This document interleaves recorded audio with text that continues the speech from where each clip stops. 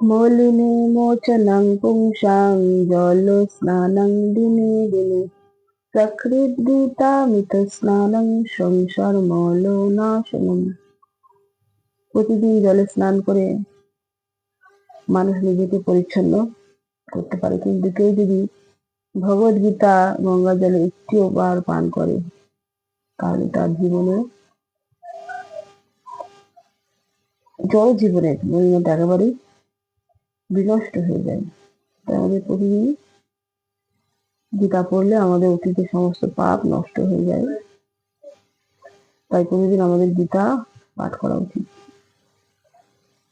হরে কৃষ্ণ কৃষ্ণ কৃষ্ণ হরে হরে, হরে রাম রাম রাম হরে হরে।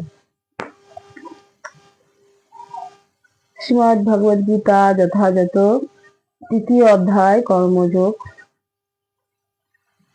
শ্লোক সংখ্যা 3। ওং নমো ভগবতে বাসুদেবায়, ওং নমো ভগবতে বাসুদেবায়, ওং নমো ভগবতে বাসুদেবায়। শ্রী ভগবান উবাচ লোকেऽস্মিन् দ্বিবিধা নিষ্ঠা পুরা পুক্তা ময়া নঘ, জ্ঞানযোগেন সাংখ্যানাং কর্মযোগেন যোগিনাম। এই শ্লোকের অনুবাদ। পরমেশ্বর ভগবান বললেন, হে নিষ্পাপ অর্জুন, আমি ইতিপূর্বে ব্যাখ্যা করেছি যে 2 প্রকার মানুষ আত্মোপলব্ধি করতে চেষ্টা করে। কিছু লোক অভিজ্ঞতালব্ধ দার্শনিক জ্ঞানের আলোচনার মাধ্যমে নিজেকে জানতে চান এবং অন্যেরা আবার তা ভক্তির মাধ্যমে জানতে চান।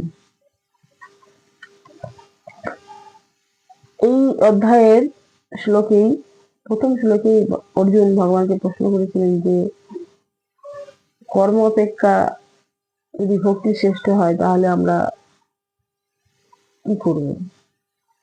যুদ্ধ করব না ভক্তি করব? তাই অর্জুন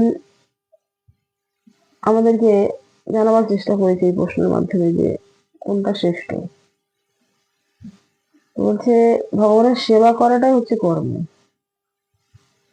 আর যা কিছু আছে জগতে সব হচ্ছে বিকর্ম আর সকাম কর্ম। তো আমরা তৃতীয় অধ্যায় যদি পাঠ করি তাহলে আমরা কর্ম, বিকর্ম এবং অকর্ম সম্বন্ধে আমরা জানতে পারবো, এবং কোন কর্ম করা আমাদের উচিত এবং কোন কর্ম আমাদের করা উচিত নয় সেটি আমরা এই তৃতীয় অধ্যায়ের মাধ্যমে পড়লে আমরা জানতে পারবো।